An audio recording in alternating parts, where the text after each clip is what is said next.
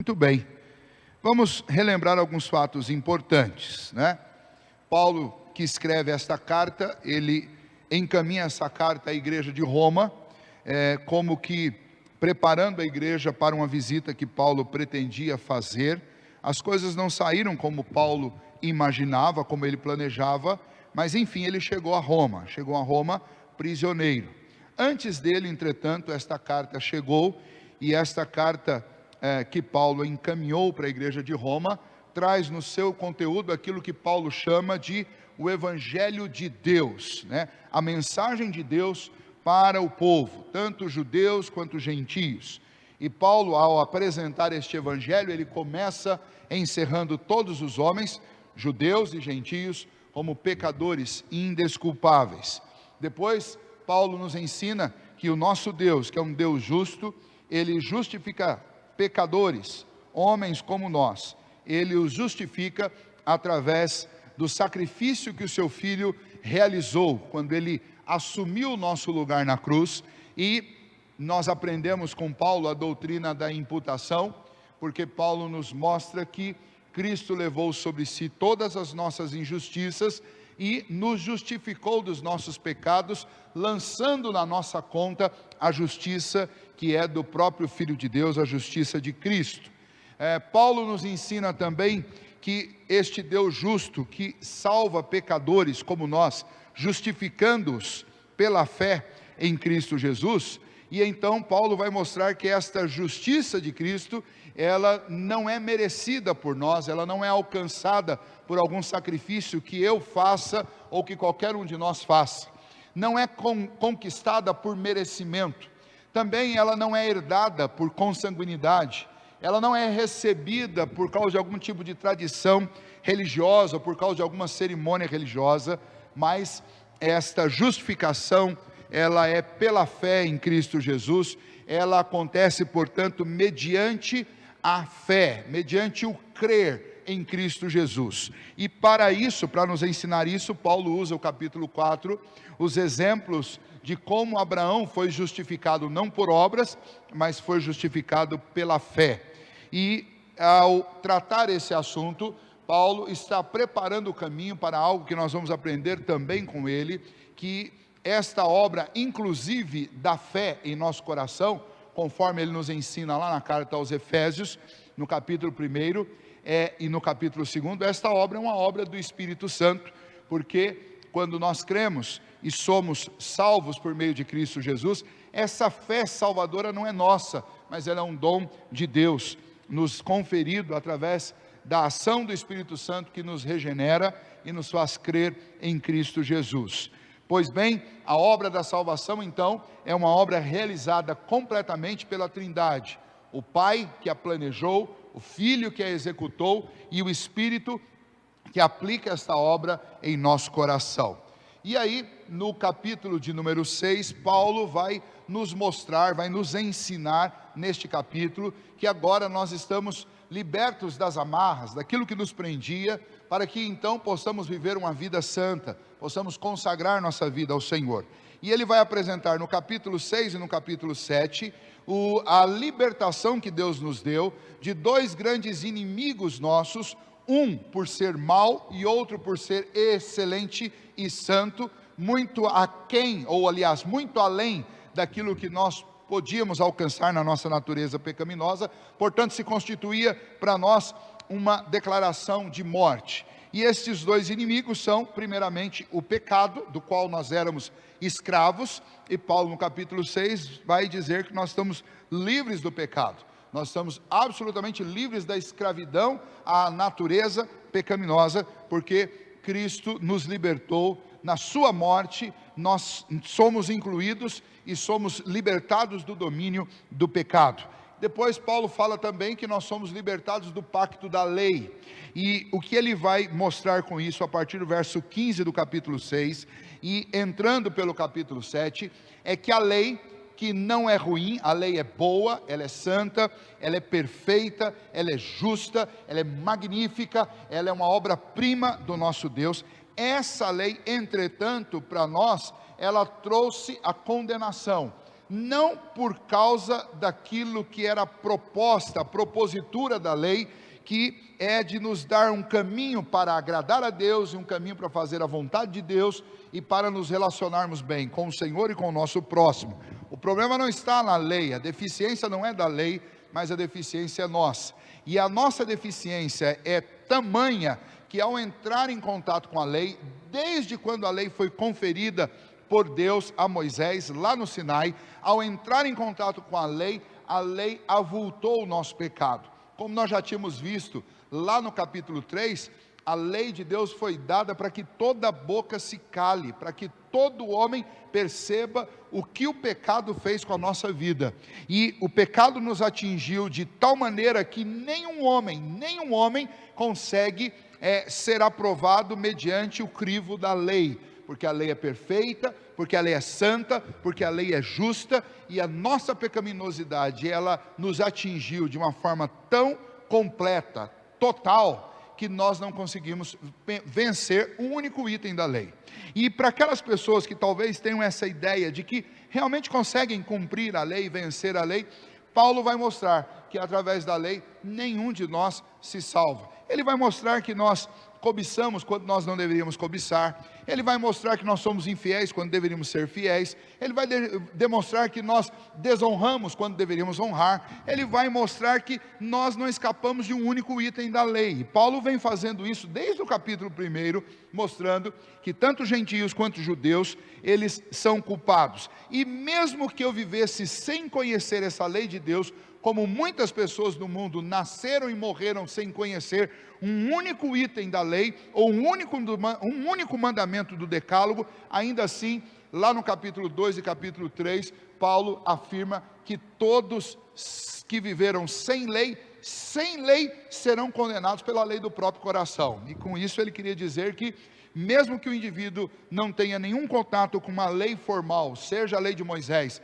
ou seja a lei de uma nação civilizada, com constituição, com códigos de leis, mesmo que este homem não tenha contato, como por exemplo um índio, como alguém que nasce numa tribo, ainda assim, instintivamente, estes homens criam leis para si, mesmo que leis que não existam na formalidade da letra, mas elas existem na tradição, elas existem nos costumes, e por essas leis todos os homens serão condenados, porque nós não somos capazes nem de cumprir as leis que instintivamente nós criamos.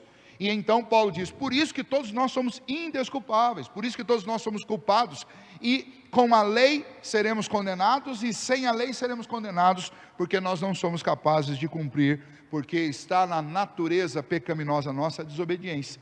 E aí Paulo diz, mas agora em Cristo Jesus, para aqueles que creem em Cristo Jesus, para aqueles que foram justificados por Cristo, para aqueles que tiveram o seu coração transformado, regenerado, para eles estão agora libertos, eles estão numa condição de liberdade do domínio do pecado, e estão também numa condição de liberdade do pacto da lei. Por quê? E aí Paulo usa o exemplo do casamento, que o casal está obrigado à fidelidade um ao outro até o fim da vida, e a única coisa que libera um cônjuge, biblicamente falando, da fidelidade ao outro, é a morte de um dos cônjuges. E Paulo, ele não está tratando do assunto aqui matrimonial, não é esse o assunto da carta, mas ele está tratando de pactos. Ele está dizendo, assim como num casamento onde você tem um esposo com um padrão absolutamente inatingível para você, um esposo que não tem sensibilidade no tocante a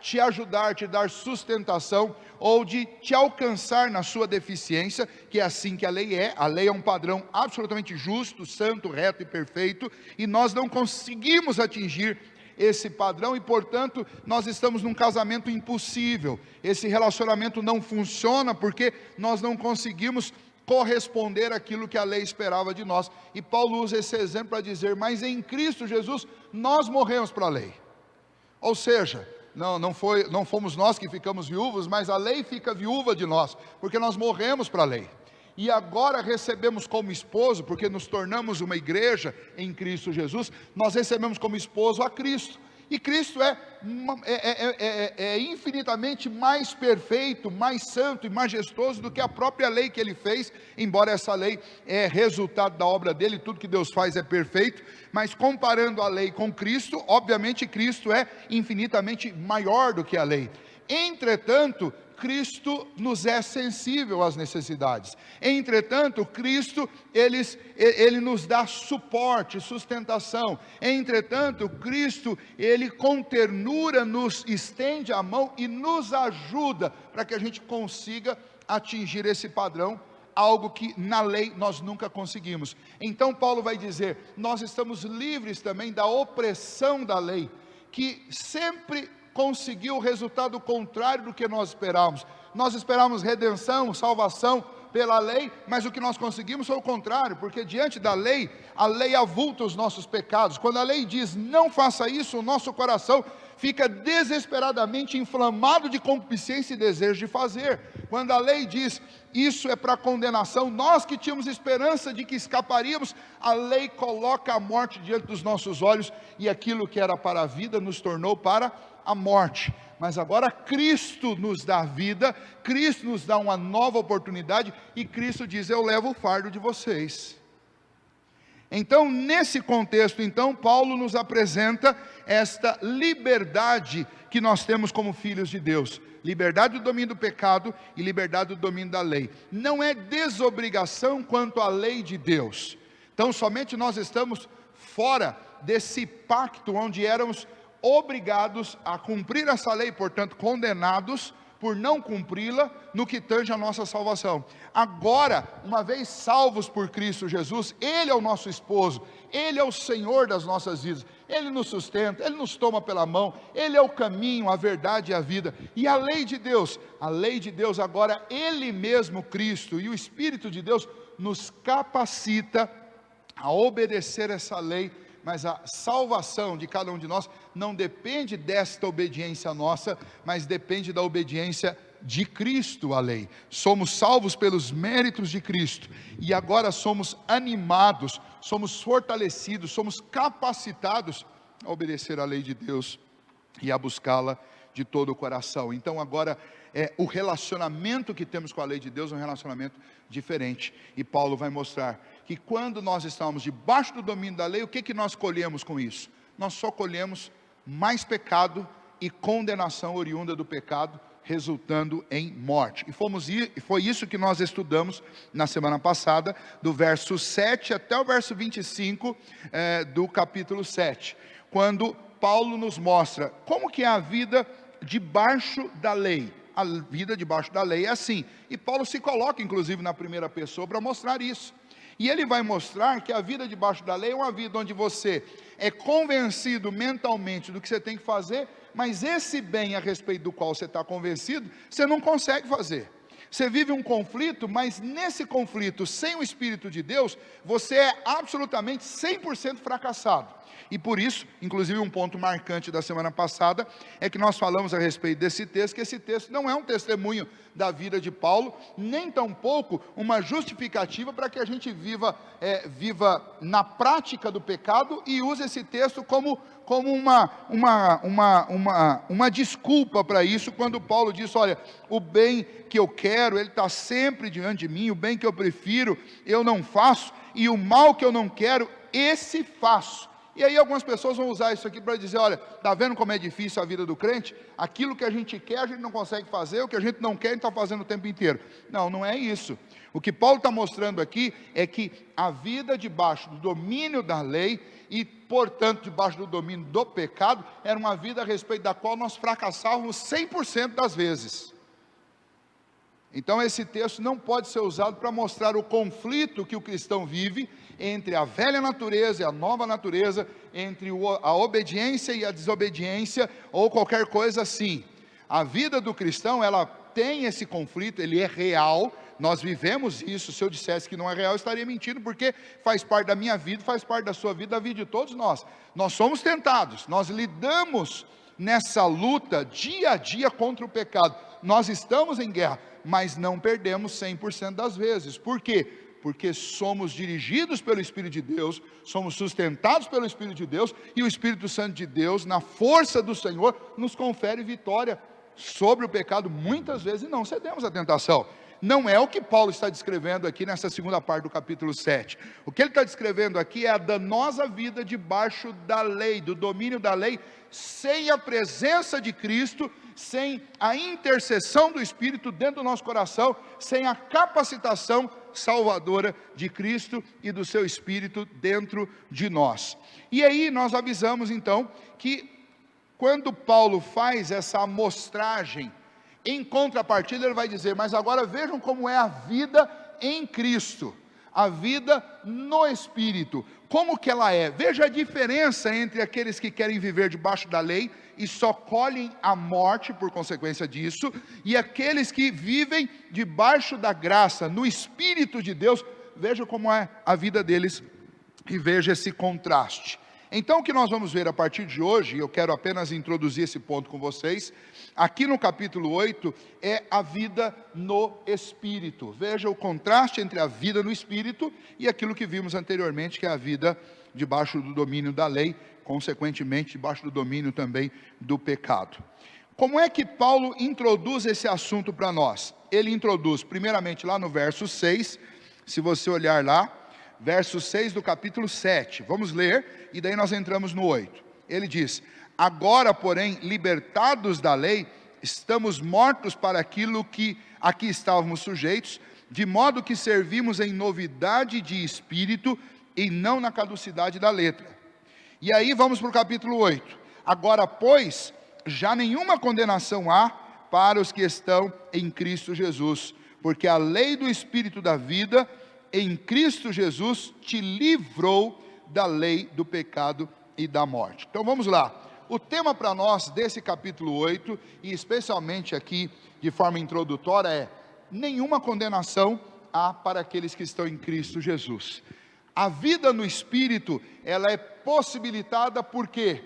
Porque Cristo nos dá este privilégio, e Paulo nos afirma isso com convicção, para fortalecer a nossa fé e mostrar a diferença daquela vida onde você estava angustiado, ansioso e aspirando morte, porque a lei te confrontava e dizia, você está desobedecendo, você não consegue cumprir, e por causa disso, o salário do pecado é a morte, você está condenado. Agora Paulo está dizendo, mas em Cristo Jesus, você aspira vida. Por quê? Porque agora, pois, nenhuma condenação há para os que estão em Cristo Jesus. Por que nenhuma condenação há? É a primeira pergunta que nós vamos fazer ao texto, e nós vamos observar neste versículo primeiro, como Paulo responde isso. Bom, o primeiro ponto aqui que é importante a gente aprender nessa resposta é que, quando Paulo diz nenhuma condenação há, ele não diz que nenhuma condenação há para todas as pessoas.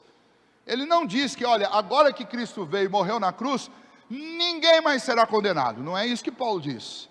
Mas Paulo, ele faz uma classificação. Ele diz que não há nenhuma condenação para um determinado grupo. Nenhuma condenação há. Para quem? Para todos? Não.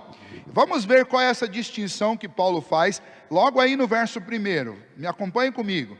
Agora, pois, já nenhuma condenação há para os que estão em Cristo Jesus. Ou seja, para aqueles que creem em Cristo Jesus e o reconhecem como Filho de Deus, o reconhecem como seu substituto, o seu Salvador, o Messias, que foi morto pelos meus pecados, mas venceu a morte e ressurgiu.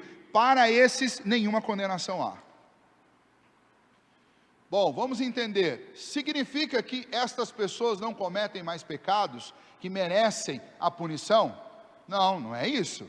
Significa que toda a punição e todo o salário de todo o pecado que eu já cometi foram pagos por Cristo Jesus.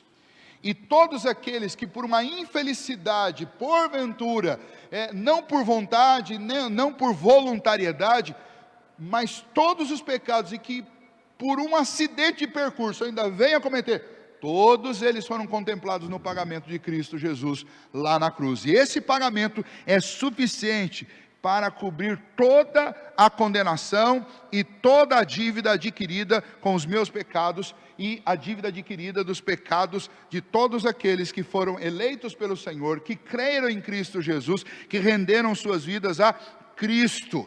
Estas pessoas, para essas nenhuma condenação há. Veja a diferença da vida. A vida debaixo da lei é a vida debaixo de um peso esmagador, inescapável, condenatório.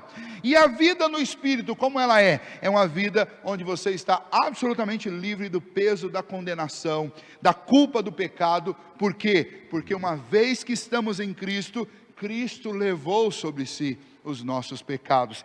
Quem são essas pessoas aí que estão em Cristo Jesus? São aquelas lá do capítulo 5 e que foram justificadas mediante a fé. No capítulo 3, quando Paulo deixou claro que agora existe salvação mediante o quê? Mediante a justiça de Cristo, porque um Deus, o nosso único e verdadeiro Deus justo, Ele enviou o seu Filho para pagar a dívida que era minha, e o seu Filho fez isso como? Me substituindo na cruz do Calvário, levando sobre si todos os meus pecados, para que a justiça dele fosse lançada sobre mim. Ele cumpriu todos os mandamentos, ele foi obediente até a morte de cruz, para que esta obediência, estes méritos da obediência dele, esta justiça perfeita dele, fosse colocada sobre o meu nome. E aonde havia uma cédula de dívida contra mim, agora existe uma declaração de pagamento, uma declaração forense de que eu fui justificado. Alguém colocou justiça na minha conta, pagou a minha dívida. Quem são esses aqui, para quem não há nenhuma condenação mais? São aqueles que, como Abraão, creram no Messias que viria, creram na salvação, creram no Cordeiro de Deus, creram que Deus enviaria alguém para ser o sacrifício em nosso lugar. Assim como Abraão creu e foi justificado pela fé, e Paulo cita isso para nós no capítulo 4, e no capítulo 5 somos fortalecidos com esse ensino da justificação pela fé. Aqui também, uma vez mais, é importante lembrar, para quem não há nenhuma condenação? Não há nenhuma condenação para aqueles que foram justificados, porque pela fé creram em Cristo Jesus. Pela fé, eles reconhecem que Jesus Cristo é o seu Senhor, que sua vida é dele, que nós pertencemos a ele, que ele nos comprou com sangue precioso e que ele nos libertou do domínio das trevas, ele nos libertou do império das trevas, ele nos libertou do domínio do pecado, ele nos libertou daquele pacto da lei, das obras, porque nós nunca conseguiríamos escapar disso com vida. Para quem não há nenhuma condenação, quem são essas pessoas que estão em Cristo?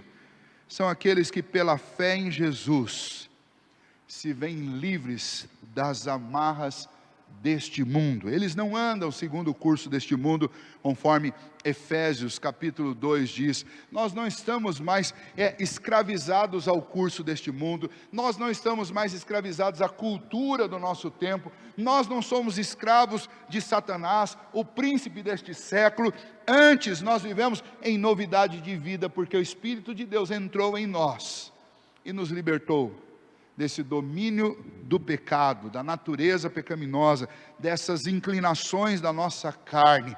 O que Paulo está dizendo é que agora nós estamos livres, não há nenhum impedimento, não há nenhum amarra, e por isso que Paulo insiste em outras cartas, como Filipenses, por exemplo, ele diz que nós devemos nos desembaraçar de tudo que pode nos atrapalhar nessa corrida, olhar firmemente para o alvo, para a frente, correr. Esse chamado que ele nos fez é um chamado para uma vida de libertos, é um chamado para uma vida de justificados, de salvos. Não há mais condenação, nada pesa contra mim, porque Cristo fez isso.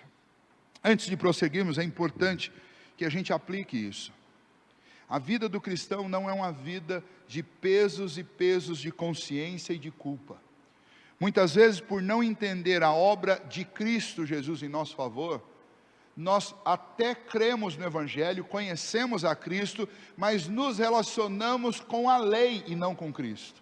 E por nos relacionar com a lei à parte de Cristo, muitas vezes nós passamos anos, semanas, meses e anos sobrecarregados de culpa, com uma consciência completamente pesada e esmigalhada pelo peso da culpa. Quando o que Cristo fez por nós foi exatamente nos livrar disso. Quando o que Cristo fez por nós foi exatamente conceder-nos o seu Espírito. O Espírito dele, como nós vamos ver no capítulo 8, que comunica ao nosso Espírito que somos filhos de Deus, nos ajuda a orar, nos ajuda nas nossas fraquezas, nos convence a respeito da nossa missão, nos convence a respeito do amor de Deus, nos auxilia nos momentos de sofrimento, nos capacita a vencer o mal, a lidar dia a dia com todas as dificuldades desse mundo. É exatamente esse Espírito que nos faz lembrar que, como filhos de Deus, as nossas dívidas foram inteiramente pagas por Cristo, e que, portanto, nós não estamos mais sobrecarregados com o fardo do pecado. Antes, lembrando lá do que Jesus prometeu no Evangelho, quando Ele convidou os que estavam cansados e sobrecarregados, antes nós temos agora algo que é manso e que é suave, ou seja, nós temos a riqueza da graça de Cristo Jesus, do nosso Deus, que nos chama para perto, que nos adota em sua família.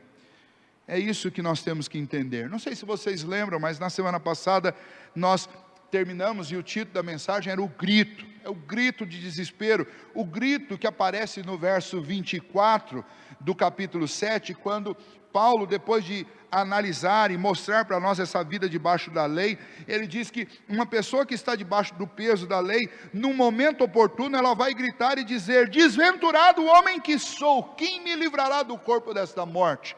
E Paulo, no início do verso 25, ele começa a dar a resposta, quando ele diz: graças a Deus por Jesus nosso Senhor.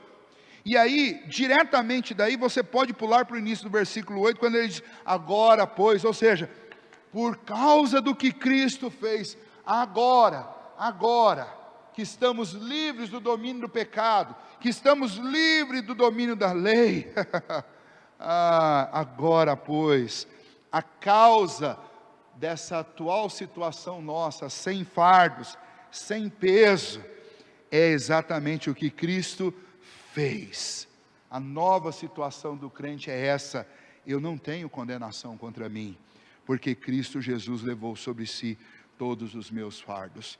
Então eu gostaria de inicialmente fazer esta aplicação para o nosso coração. Se você está carregando fardos, você está fazendo isso inutilmente. Se você está carregando culpa, hoje é o dia de você deixar essa culpa toda diante do trono da graça, porque o Senhor nos chamou para a família dele, não para nos sobrecarregar com a culpa, mas Ele mesmo, Jesus, por amor a você, por amor a mim, Ele pegou todos os nossos fardos, e Ele carregou esses fardos até o madeiro, e Ele levou sobre si o peso do meu pecado, as minhas maldições. Ele levou sobre si as minhas enfermidades, Ele levou sobre si tudo aquilo que pesava sobre mim, Ele levou, e lá no madeiro, Ele pagou o preço por tudo isso, para que eu não vivesse mais debaixo da opressão e do domínio do pecado. Nós estamos livres. O que Paulo está dizendo aqui no capítulo 8, quando ele diz, agora pois, ele diz, olha, tudo isso que eu acabei de mostrar para vocês no capítulo 7, tudo isso que a lei acabou produzindo, não por ela ser má, mas por nós sermos maus, tudo isso que nós colhemos da lei, que foi condenação e morte, tudo isso ficou para trás, por causa do que Cristo fez. Não há mais condenação. Seguimos, verso 2, o segundo versículo desse texto, ainda introduzindo o capítulo 8, que fala sobre esta vida no Espírito. Paulo vai nos responder, porque alguém poderia perguntar, mas por que eu não tenho mais condenação? Por que não há mais condenação para aqueles que estão em Cristo Jesus? E aí ele responde, versículo 2, porque a lei do Espírito da vida em Cristo Jesus te livrou da lei do pecado e da morte. Em outras palavras, ele está dizendo, olha, existem duas leis. A lei de Deus é perfeita, mas essa lei de Deus sobre a minha vida, cheia de imperfeições, completamente errante, completamente desvirtuada, maculada pelo pecado, na natureza pecaminosa que reside em todos os homens, esta lei perfeita de Deus, ela se tornou a lei do pecado e da morte. Não é porque ela me inclina, aliás, não é porque ela exige pecado de mim, muito pelo contrário, ela exige de mim santidade, ela tem normas para a minha vida. O problema é que essas normas, elas são inatingíveis para mim, porque eu sou pecador, porque eu sou mau, e o resultado disso é que esta lei, ela se tornou uma lei que avulta o meu pecado, dá oportunidade à concupiscência da minha carne, e por consequência eu vou colher dela a morte, e a morte eterna. Mas por que eu não tenho mais condenação? Porque existe uma outra lei. Esta lei é a lei da liberdade, esta lei é a lei do Espírito da vida, a lei através da qual, por meio de Jesus Cristo, eu fui resgatado da morte para a vida. O que é isso? O que ele está dizendo? Ele está dizendo que a obra do Senhor Jesus proporciona para mim um novo viver. E que viver é esse?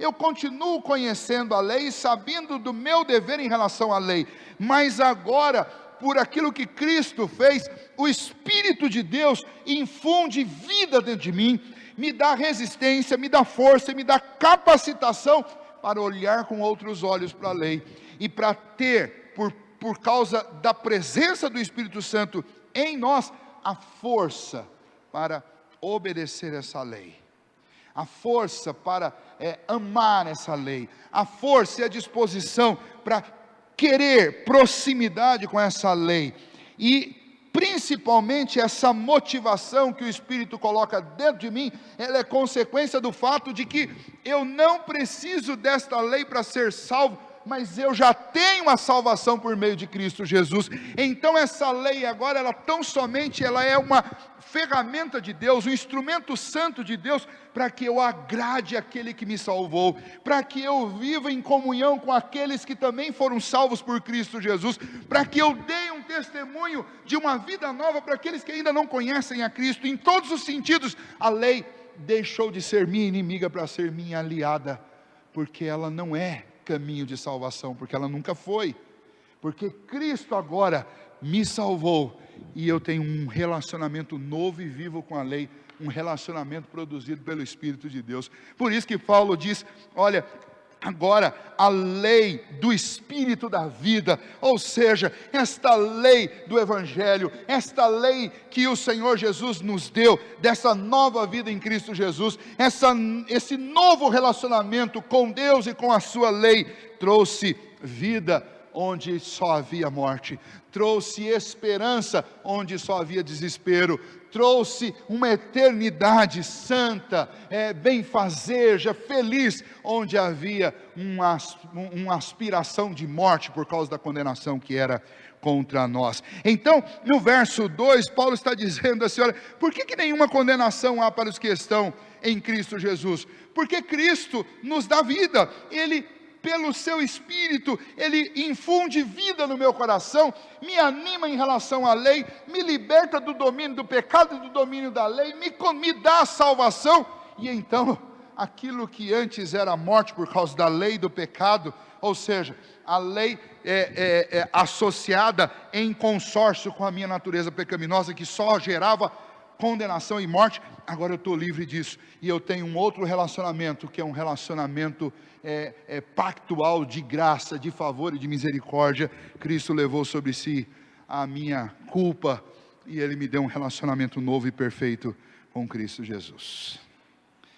Continuando a responder isso, no verso 3, ele vai abrir um pouco mais e explicar um pouco melhor isso para nós. E nós já ouvimos tudo que está aqui no verso 3, porque ele vai dizer, porquanto o que fora impossível a lei, vamos lá, esta lei de Deus, para esta lei foi impossível o quê? A minha salvação e a minha vida. Porque Paulo diz, no que estava enferma pela carne, ou seja, porquanto que for impossível a lei no que estava enferma pela carne, isto fez Deus enviando o seu próprio Filho, em semelhança de carne pecaminosa e no tocante ao pecado, e com efeito condenou Deus na carne o pecado. Vamos entender o que Paulo está dizendo? Está dizendo o seguinte: olha, a lei é santa, a lei é perfeita, a lei é espiritual, a lei é justa, mas no que a lei está enferma? Bom, a gente precisa entender que não é a lei que está enferma, mas quando Paulo diz que ela está enferma, ele está falando do nosso relacionamento com este meio. E por que está enfermo? Por uma questão muito simples, embora profunda e danosa. A lei é perfeita, eu sou imperfeito. Esta é a enfermidade. A lei é espiritual, mas eu sou carnal. Esta é a enfermidade. A lei é santa, mas eu sou um pecador. Esta é a enfermidade. A lei é justa, mas eu sou injusto. A lei prega a verdade, mas nós vivemos na mentira. Desde o princípio, quando o pecado tocou a nossa carne. Então, a lei não podia livrar pecadores da natureza do pecado, porque a lei é espiritual e eu não consigo nem sequer acessar a lei, porque eu sou carnal. Eu não consigo porque a lei é justa, e eu sou tão injusto que eu não consigo enxergar, e não consigo compreender, entender e interiorizar a lei. E então Paulo está dizendo, porquanto foi impossível para essa lei, por isso que essa lei ela serviu para calar a minha boca, essa lei me condena, porque eu não consigo, há uma enfermidade na minha alma, e nesse relacionamento com a lei, como eu citei para vocês o exemplo lá no início do capítulo 7, é um casamento impossível, não tem como. Agora, o que Deus fez, nesse lugar onde só havia impossibilidade, aqueles 10 mandamentos dados a Moisés, todos eles se tornaram motivo de condenação para mim, nessa relação que só havia enfermidade, pecado e condenação. Veja o que Deus fez. Deus enviou o seu Filho, Deus de Deus, eternamente gerado de Deus, é isso que significa Filho unigênito, é o único gerado eternamente de Deus, Filho unigênito de Deus. Deus enviou o seu Filho, verdadeiramente Deus, e Ele veio aqui e assumiu forma de homem, Ele se encarnou, para que Ele fosse também verdadeiramente homem, e Paulo diz, e de fato Ele era a nossa semelhança, Ele era semelhante a nós. Uma diferença, Ele estava suscetível, como todos nós, por causa da natureza humana de Cristo Jesus, Ele estava suscetível ao pecado, ao qual nós estávamos escravizados, mas com uma diferença, Cristo venceu todas as tentações e não pecou, e por isso Ele cumpriu a lei que nós não conseguimos cumprir. Aquilo que para nós estava adoecido, para Cristo foi perfeito e saudável. E a lei sempre teve como recompensa a vida. Então Cristo vem como Deus, assume natureza de homem, portanto verdadeiramente Deus e verdadeiramente homem, se torna o nosso representante maior, e como nosso representante, Ele faz o que nós nunca conseguimos fazer, Ele obedece à lei. E então, nessa obediência, Ele conquista uma recompensa, que é a vida. Mas como transferir essa vida para homens pecadores condenados? Ele vai à cruz para pagar o preço da nossa condenação, e uma vez pago o preço da nossa condenação, Ele lança os créditos da sua obediência, da sua justiça sobre cada um de nós. Ou seja, Paulo conta isso dessa maneira para nós, Deus enviando o seu próprio Filho em semelhança de carne pecaminosa e no tocante ao pecado, e com efeito condenou na carne o pecado, ou seja, Ele cobrou de carne. O pecado foi cometido por homens de carne, Ele cobrou essa dívida de um homem de carne, mas que também era Deus, o Filho unigênito de Deus. E portanto, por ser eterno e infinito, o pagamento dele é suficiente para cobrir os pecados de todo mundo, se fosse esse o caso. Mas ele é absolutamente eficiente no pagamento do pecado de todos os que foram eleitos pelo Senhor desde a eternidade, e que no tempo creem em Cristo Jesus, porque o Espírito Santo os convence e os faz crer. E nós louvamos a Deus, porque somente pela misericórdia dele nós somos incluídos neste grupo. Você que crê em Jesus Cristo, você que está sendo convencido nesse momento pelo Espírito Santo de Deus, é um desses bem-aventurados, que não por méritos, porque não há mérito na salvação dos homens, exceto os méritos de Cristo. Deus nos escolheu na nossa miséria, Deus nos salva, mediante a sua graça e o seu amor, que são incomensuráveis, e aos nossos olhos humanos, de pecadores, incompreensível, que eu não consigo compreender, por que Deus me amou, sendo um pecador como eu sou. E eu acredito que essa é a dúvida de todos nós, mas eu nem quero ligar para essa dúvida, porque para mim o que importa é que Ele me amou, e que Ele pagou a minha dívida, e agora não há mais condenação para mim, porque aquilo que deveria ser pago na minha carne, Cristo levou sobre si, na sua carne, Ele pagou o meu pecado, porque Deus condenou na carne do seu Filho todos os nossos pecados. Ou seja, vamos lá, isso é linguagem jurídica aqui. Se Cristo Jesus foi condenado na sua carne pelos pecados que eu cometi, não existe duplo pagamento de pena. Cristo já pagou essa pena, eu não vou pagar mais. Por isso que Paulo está dizendo, nenhuma condenação há para os que estão em Cristo Jesus. Por quê? Porque Cristo já fez o pagamento. Você não pode cobrar a mesma pena duas vezes de pessoas diferentes, pelo mesmo crime, pelo mesmo pecado. Quando Cristo me substitui lá na cruz do Calvário, Ele leva sobre si a dívida que eu tinha. Agora eu não tenho mais, porque essa dívida foi paga completamente. E esta é a grande notícia para aqueles que estão no Espírito. Aqueles que vivem no Espírito, eles sabem que não há mais condenação. Por isso, eles vivem a vida de libertos.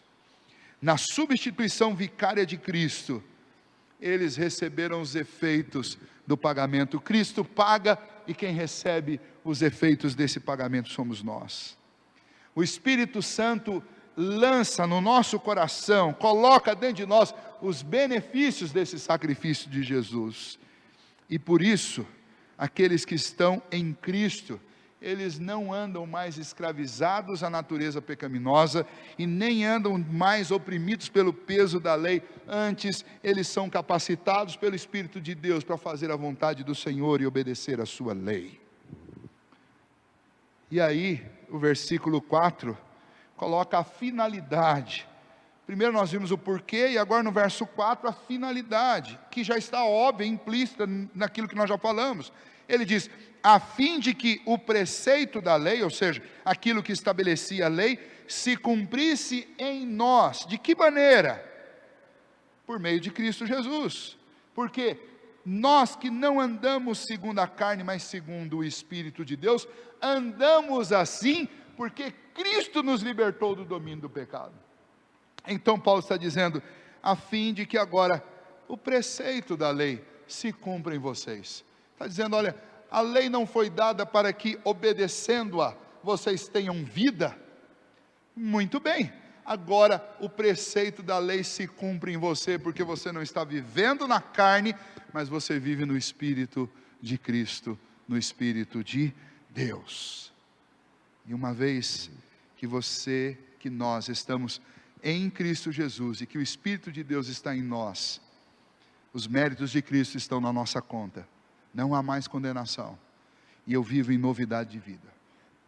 Nós vamos ver ao longo desse capítulo algumas questões importantes. Pastor, e se eu pecar?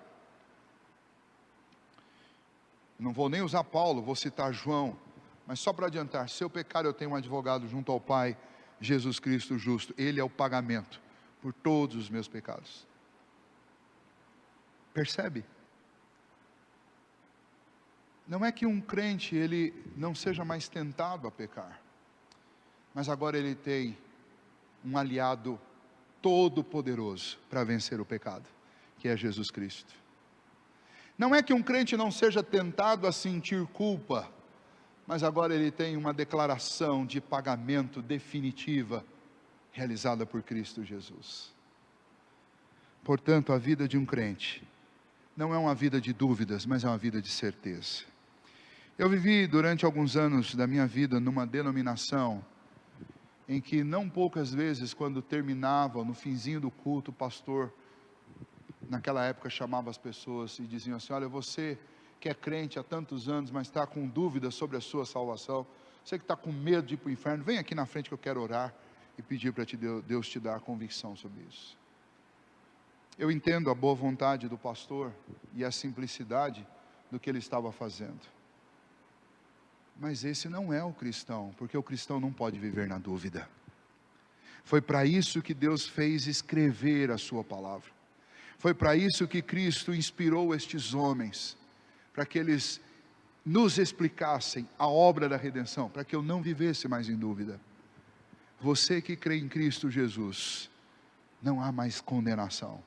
Você pode ter certeza da salvação, porque Jesus pagou um preço. Se eu creio em Cristo e rendi a minha vida inteiramente a Ele, não há mais dúvida. Pastor, mas o senhor não sabe o que eu fiz? Eu nem preciso saber.